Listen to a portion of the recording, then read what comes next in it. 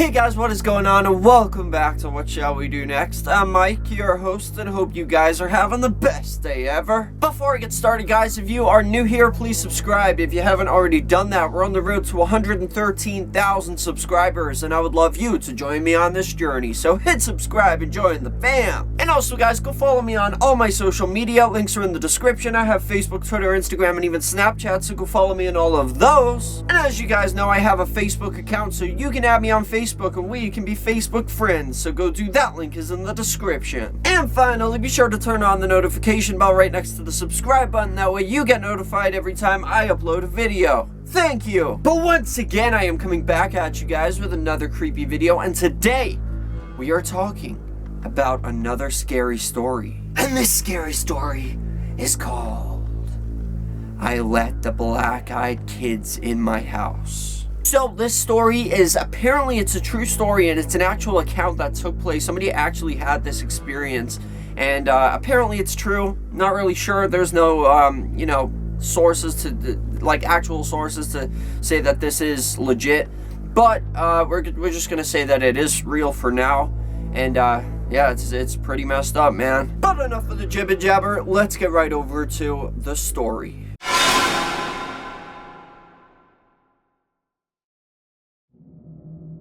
I let the black-eyed children into my house. Let me start by saying that I know how hard this all will be to believe. But now that things have taken a turn for the worse, I feel like I should share this story with someone. I made the mistake of letting the black-eyed kids inside, and now I'm worried that I might die because of it.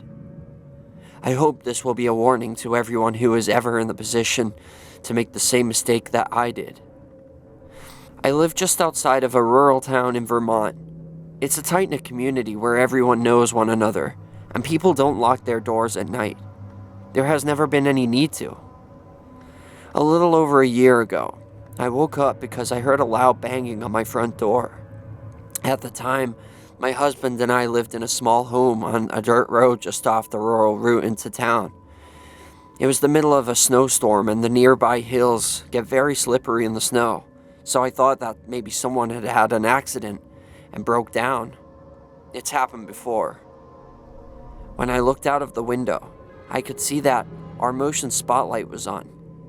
I could see that there were footprints in the snow that had come from our road and into our driveway, but there was no car anywhere. The snow was still covering the road, and no one had driven on it for at least a couple of hours. Our front door was obscured from the window, but I could see that someone was standing there.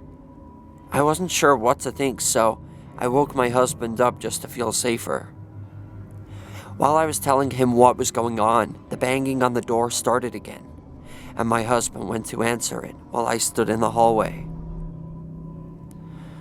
When he opened the door, there were two children standing in the snow, looking towards the ground. They were a boy and a girl, and they could not have been any more than 8 years old. They were dressed strangely and had odd haircuts. The girl's hair was very long and straight, and the boy had a dated haircut that looked almost like a bowl cut. They weren't dressed for winter, and my first thought was that they must have been Mennonite children. But as far as I know, there was never a large community of Mennonites here.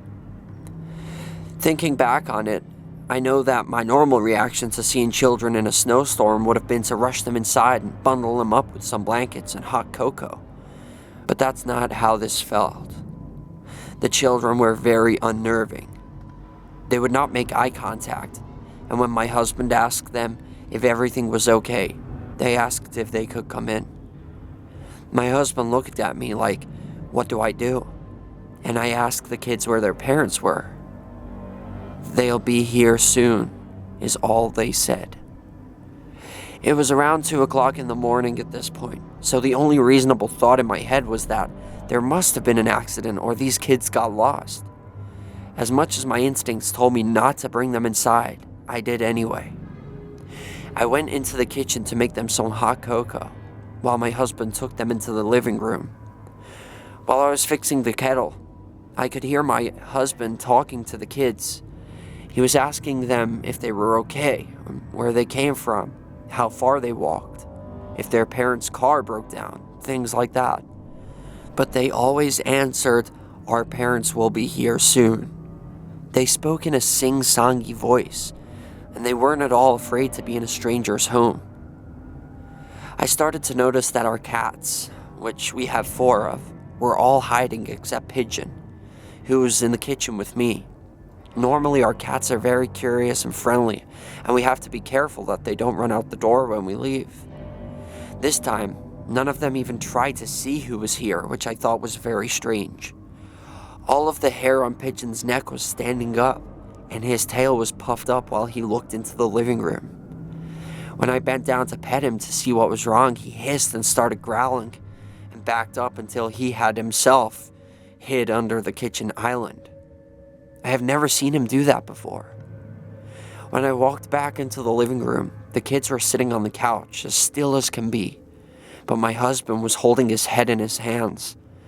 I asked him what was wrong, and he just told me that he felt very dizzy all of a sudden, but that he was fine.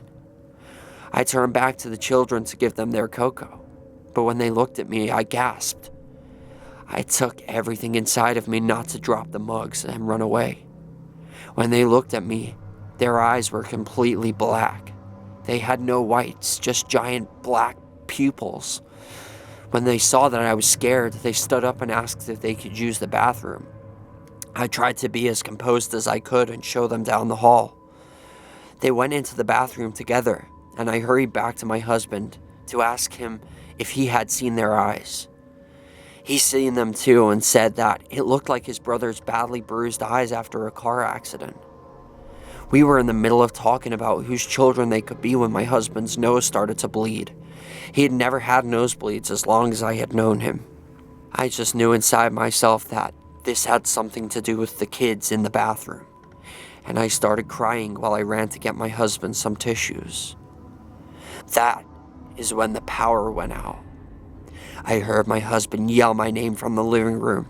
As I started to walk back through the hall, I stopped dead in my tracks. The 2 children were standing at the end of the hallway. They weren't moving, and I have never been so scared in my life. They just stood there in the dark. After what felt like forever, the boy said, "Our parents are here." And they walked to the door, opened it, and walked out, leaving it wide open. My husband jumped up to close it again and almost fell over. We looked out of the window and saw 2 men standing by a black car idling at the end of our driveway. The men looked like they were wearing black-colored suits and were very tall, at least 6 feet. When my husband waved at them, they just stared at us, got into the car, and drove off. Our power came back on a half an hour later, but nothing was the same after that. Over the next few months, 3 of our cats went missing. We can only assume that they ran away somewhere and never came back. But the worst thing was coming home to find Pigeon in a puddle of blood on the living room floor. He looked like he had been vomiting blood. The vet told us that he had some kind of hemorrhage. After my husband's nosebleeds became a regular occurrence, we went to see the doctor. He didn't know what to make of it other than dry nasal passages. But my husband was diagnosed with an aggressive skin cancer. When the doctor asked us if he used tanning beds, we both thought he was joking, but apparently this kind of melanoma is linked to overuse of indoor tanning. The doctors think that he will recover, but don't understand how it got so bad so quickly. My husband has never worked outdoors and spends relatively little time in the sun. Since we let the black-eyed kids inside our home, I've also suffered from regular dizzy spells and nosebleeds on a regular basis. I've had other issues which I won't mention here, but trust me when I say that I am suddenly in the worst condition of my life, and no one can do anything about it. I know that all of this is because I let the black-eyed children into my home. We've told everybody we could about the strange kids that showed up that night, but no one else saw them, and some even laugh at how scared we were of the Mennonite kids. But we know what we saw. I wish my husband had never opened that door. Feel free to publish this as a warning to others about black-eyed kids. My advice would be to lock your doors, call the police, and wait for morning. Don't make the same mistake I did.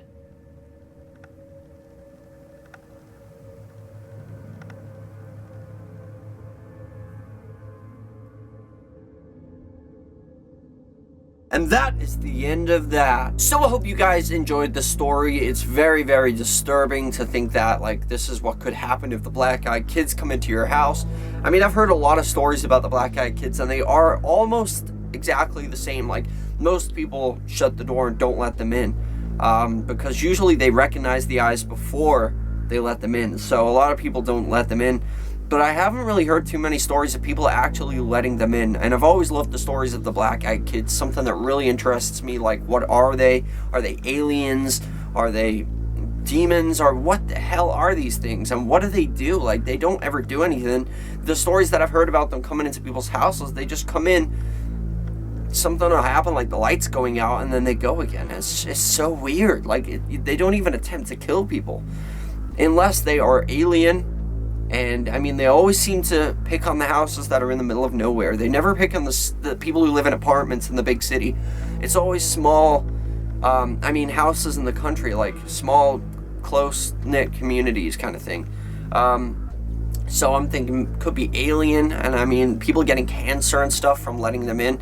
Maybe they are these, like, radioactive, like, maybe they have, like, some kind of, like, radiation or some kind of, like, ultraviolet rays coming off them, which can, I don't know. The black-eyed kids is something that's really, really interesting. But my question to all of you guys for question of the day is, what do you think the black-eyed children are, and do you believe they're real or not? Let me know in the comment section. That is question of the day. But thank you guys so much for watching. I hope you enjoyed this video. If you did, please slap a like on it. Let's see if we can go for 1 billion likes on this video. I would really appreciate that. And remember, the most important thing of all, guys, chase your dreams. I love you all. Don't let anybody bring you down, and I'll see you back here tomorrow for another video. Peace out.